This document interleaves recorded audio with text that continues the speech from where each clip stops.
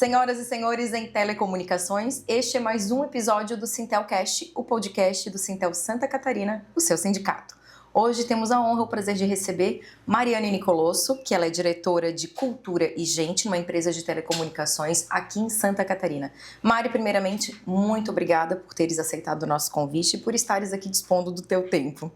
Então, eu que estou muito feliz de estar aqui, é uma honra, né, poder vir bater um papo, conversar e trocar aí o que a gente tem de experiência e tudo mais. Vamos ver o que esse bate-papo vai fazer com as pessoas nesse momento. Eu tenho certeza que vai ser ótimo. Uma das ideias, né, da gente ter trazido, chamado a Mari, não só pelo trabalho maravilhoso de excelência que ela executa, né, junto às pessoas, né, numa empresa muito grande de telecomunicações aqui no estado, mas por um evento que ela participou sobre mulheres com o Sintel Santa Catarina há uns anos, e ela fez uma palestra maravilhosa, mas antes disso, a gente vai começar falando um pouco sobre a carreira. Mari, antes de chegar em telecomunicações, como era a tua carreira, a tua vida de trabalho e como foi chegar até as telecomunicações? Então, deixa eu contar um pouquinho da minha história. Eu comecei já faz muitos anos, né? Enfim, melhor não citar, mas faz muitos anos eu comecei a minha trajetória no magistério, então eu dava aula, né, numa pré-escola e adorava o que eu fazia. De 13 para 14 anos eu já comecei a trabalhar. Depois disso, como eu comecei a fazer faculdade de psicologia e não conseguia controlar os horários, né, conciliar os horários de trabalho e de faculdade, eu resolvi fazer um up, assim, né, e investir efetivamente na questão da formação acadêmica. Então eu larguei do trabalho, fui para a faculdade e mergulhei bastante, né. O meu pai, na época, tinha uma empresa e daí eu ia trabalhar na área administrativa dessa empresa. Era muito engraçado, né? Porque psicologia administrativa, isso há muito tempo atrás, era meio confuso. O que aconteceu depois que eu me joguei aí na área e daí efetivamente entrei na área de RH? Eu lembro que eu tinha ido para Curitiba e daí eu tive a maternidade apareceu na minha vida, fiz uma parada na minha carreira. E quando eu retornei, eu resolvi procurar uma atividade na minha área de formação, não na psicologia clínica, mas na psicologia dentro de organizações. Então foi engraçado que eu fui participar de um processo seletivo, né? E o consultor, depois eles me selecionaram, eu perguntei para o consultor, mas por que vocês me escolheram, né? Eu não tenho experiência de RH, né? Ele disse, por isso mesmo que a gente escolheu. Porque naquela época o RH tinha muita fama de que só abraçava a árvore, apesar de eu adorar abraçar a árvore, né? Depois eu conto um pouquinho disso. Mas daí o que aconteceu? Eles resolveram me dar a oportunidade e ali eu comecei essa trajetória. Era uma empresa de serviços, a gente tinha uma concessionária da Volkswagen, da Honda, e ali eu comecei a aprender. E naquela época atrás, era muito engraçado porque, e daí eu vejo isso como as coisas vão mudando, né? Não tinha uma formação de profissional de RH, né? E não era acessível. Então, como que eu fui aprender a fazer RH? Eu comprei, naquela época existia revistas das melhores empresas para se trabalhar. Elas foram a minha inspiração. Mas todo mês eu comprava um exemplar. Daí eu ficava folheando a revista e eu olhava o que as empresas tinham feito de diferente. E ali eu fui, isso dá para fazer, isso não dá para fazer. E ali eu fui aprendendo, né? E depois comecei a fazer bench, né, nas outras empresas. Então nessa empresa eu fiquei como RH, depois eu fui para uma empresa de serviço também, só que de entretenimento, né? Que era na época foi Beto Carreiro. Depois fui para uma indústria de alimentos, bem diferente, então cada passagem era para um tipo de negócio diferente. E daí quando eu cheguei, né, onde eu estou hoje, eu olhei assim, poxa, esse tipo de empresa eu nunca trabalhei. Fiquei olhando assim, acho que vale a pena. E daí foi que eu entrei há 7, 8 anos atrás, quase 8 anos, né, na Global, na gestão, enfim, que agora, né, a gente se intitula Global, ali que eu comecei, né. Então, como surgiu isso tudo? Surgiu fazendo, sabe? Eu acho que não foi assim escolhido. Mariane, você escolheu ser, né, trabalhar com RH. Não, as coisas foram acontecendo, né? E eu sempre fui muito privilegiada, assim. Em nenhum momento da minha trajetória, inclusive lá, né, quando eu dava aula na pré-escola e tudo mais, em nenhum momento eu dizia assim, poxa, hoje não estou com vontade de trabalhar. Fui bem abençoada, assim, né? Eu sempre gostava muito, me envolvia muito, né? Tinha muita dedicação, eu realmente tinha conexão com o que eu estava fazendo. independente do local, tudo tinha muito a ver com o que eu queria para mim. E daí as coisas foram acontecendo, sabe? Eu nunca tive assim, eu não consigo contar na minha trajetória, não valeu a pena, não consigo falar isso, tudo valeu muito a pena. E é por isso que eu tô lá hoje, né? Eu entrei nesse novo desafio, né, há 8 anos atrás, e tô bem feliz com o que a gente tem construído por aí. Essa gama de áreas pelas quais tu passou até chegar às telecomunicações faz com que a gente tenha um prisma, né, do que gosta mais, do que não, aqui não é muito meu lugar. Então, eu acho que assim, se a gente ficar olhando para fora, sabe, procurando o lugar certo, talvez nunca encontre. Porque o lugar talvez não seja certo ali fora, mas tem que ser certo comigo, né? Então, assim, eu acho que estar no local pode ser legal, não, né, fazer a diferença, mas o que eu faço do que eu tenho disponível que vai fazer toda a diferença, sabe? Eu vejo assim, que na trajetória, foi assim que eu aprendi, né? Na nossa trajetória profissional, independente do lugar, né, tu vai fazer. E quando eu entrei agora, nessa experiência agora, foi muito incrível, porque eu entrei e eu não imaginava o que era, né? Um monte de gente no telefone, aquela coisa toda, daí fui fazer a entrevista e estava na operação, aquela falação, tudo. Como eu tinha trabalhado em outras coisas, eu disse, meu Deus, como é que a pessoa faz? Como é que ela trabalha, né? E daí foi por isso que fez com que eu fosse para lá. Eu disse, poxa, eu tenho que aprender desse negócio, eu tenho que entender o que esse pessoal faz, né?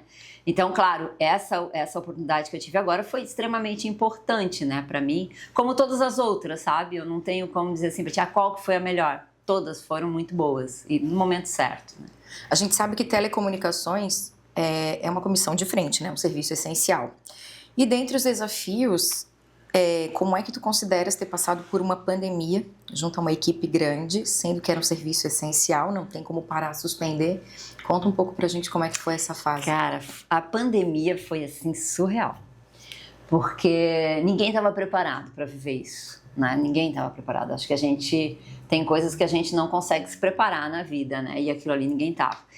E ali, quando aconteceu aquela virada e realmente a gente não poderia parar, a gente não parou a operação nem um dia, foi crucial a relação com as pessoas, sabe? Ver, todo mundo resolveu se abraçar e a gente estava tentando estruturar um plano, né? Vamos para home, não vamos, estava tentando construir um plano. E eu lembro direitinho quando o nosso diretor, né, na época, chegou na sala e disse assim, gente, não dá mais tempo, tem que ser agora. Cara, para nós ainda faltavam dias para a gente fazer. E daí todo mundo parou, tem que ser agora. E de repente, assim, todo mundo se agilizou, né, na metade da tarde. No outro dia estávamos todas as pessoas home office trabalhando. E daí nós, como RH, nós éramos acostumados com as pessoas do nosso lado ali. Claro que tinha comercial, que era fora tal, mas a operação era ali, né? Ia lá, sentava do lado, resolvia. E nós, como, né, área voltada para cuidar aí da questão da cultura e de pessoas, a gente disse, cara, para tudo. Os nossos processos não funcionam mais. A gente precisa repensar o que a gente vai fazer.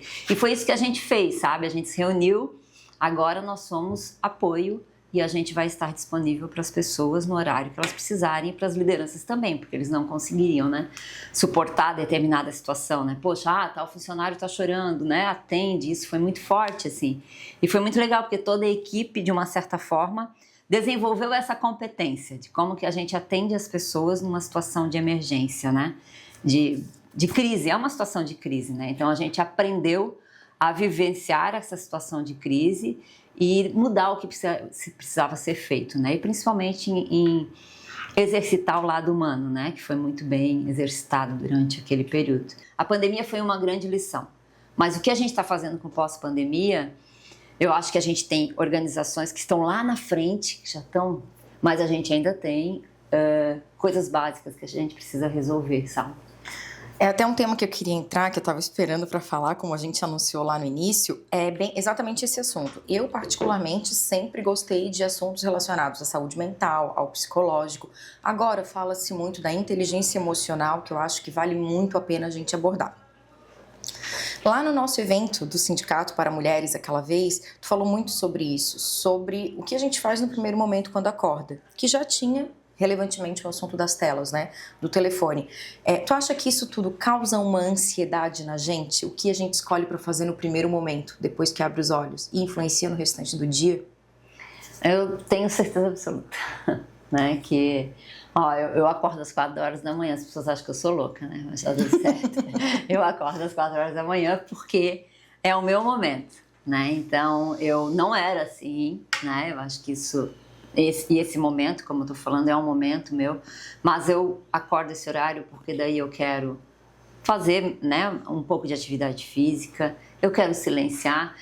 Quando a gente acorda assim bem cedo é incrível, porque a gente escuta coisas que a gente não escuta no restante do dia, né? E escuta nossa mente também, mas escuta o externo de outra forma. Os passarinhos, eles cantam diferente logo cedo. Agora tu pode escutar, mas está muito contaminado, né? Então eu faço todos esses rituais. O que você faz quando você acorda, logo nos primeiros momentos do seu dia, farão todas as diferenças na tua vida. Não tem dúvida disso. Eu estava até agora aprofundando um pouco mais, a gente vai ficando mais experiente, né? A idade vai chegando e a gente vai estudando um pouquinho mais sobre longevidade, né? E eu sempre falo, né? Tem um livro agora que eu acabei de... Adoro livros, sou apaixonada por eles. Acho que eles nos dão muita sabedoria. Eu acabei de comprar um que fala, né, dos 5 arrependimentos, né, quando as pessoas vão partir, né? Qual é o arrependimento que eu quero ter quando eu for partir? Né? Porque às vezes lá, quando chegar no final da vida, eu vou perceber o quanto ficar em silêncio foi importante, o quanto um abraço, né, com alguém que eu amo é importante, o quanto... pegar o telefone, cara, e falar às vezes para alguém, ou mandar uma mensagem, já que a gente gosta tanto do WhatsApp, né? Mandar uma mensagem para aquela pessoa que eu já não vejo há muitos anos, dizer, olha, né, você é importante e tal. O quanto o ar é importante, né? O quanto é importante eu parar e perceber a minha respiração. Quantas vezes a gente faz isso? É engraçado porque a primeira coisa que a gente faz quando a gente nasce é respirar. Respirar. E a gente passa a vida toda sem perceber, às vezes, o ar entrando e o ar saindo, porque ele tem uma temperatura diferente e tudo mais. E é quando a última coisa que a gente faz quando a gente vai morrer é respirar. Louco isso, né? Não, e é uma ação, é um ato involuntário e que não para, ele é constante desde que a gente nasce. Tu pode tentar fazer apneia, tu pode mergulhar, tu pode, eu tô com soluço, que tem aquela coisa... mas tu respiras todos os momentos da tua vida. E muitas vezes é através da respiração que eu consigo colocar a minha ansiedade um pouco menor. Para o meio corporativo mesmo, o que poderia dizer para os trabalhadores de telecomunicações, para dar essa desacelerada, para focar um pouco mais? Tá, cuide de si. Se você não cuidar de você, você não vai poder cuidar do trabalho que está a serviço, né? Como que eu cuido de mim? Fazendo práticas que possam me fazer bem. Tem gente que vai gostar de correr, tem gente que vai gostar de ir na academia, tem gente que não tem recurso, mas vai levantar e sentar da cadeira. Então, primeiro, escolhe alguma coisa que vai te fazer bem. Para, pensa, respira, escuta música boa, não música com frequência ruim, isso é péssimo. Conversa com as pessoas boas da empresa. Não conversa com aquela energia, porque sempre vai ter, né? Sempre vai ter aquela pessoa que vai ficar falando mal. Cara, claro, respeita, né? Mas vai lá procurar aquela pessoa que vai te conduzir para uma conversa mais, sabe, mais significativa. Se esse cara tá reclamando e tu ficar do lado dele, daqui a pouco tu vai estar reclamando. É muito daquilo de como a gente faz, o que a gente faz com o que a vida oferece pra gente. Né? É isso. Eu tô saindo daqui com um monte de tarefinha de casa, já anotei várias. Mari, muito obrigada pela tua participação, obrigada mesmo de coração. A gente sabe que foi difícil até remanejar esse tempo para estares aqui. Tenho certeza que foi e que está sendo de grande valia para quem está escutando a gente, assistindo, né? E muito obrigada mais uma vez por tua participação. Então, eu que agradeço. Eu acho que assim, se você escutou até aqui, até o final, vai lá, pega uma folha e te dá 3 presentes. O que tu vai fazer de hoje para amanhã? Para ti. E isso não significa ter dinheiro, ter tempo, não. Escolhe 3 coisas que são ao teu alcance, que vão fazer o teu coração vibrar mais. Nem que seja ligar para a mãe, que ainda pode estar viva, aproveita, ou ligar para o pai, ou ligar para o filho, ou ligar para o melhor amigo. Enfim, faz 3 coisas para ti que possam te fazer bem de hoje para amanhã. Porque se hoje for o último dia, você fez tudo que era para se fazer. Tá certíssimo. Obrigada, tá? Obrigada a você. Pessoal, muito obrigada por terem estado com a gente em mais um episódio do Sintelcast, o podcast do Sintel Santa Catarina. Siga-nos nas redes sociais, @SintelSC, e baixe agora mesmo o nosso aplicativo disponível para iOS e também para Android. Até a próxima!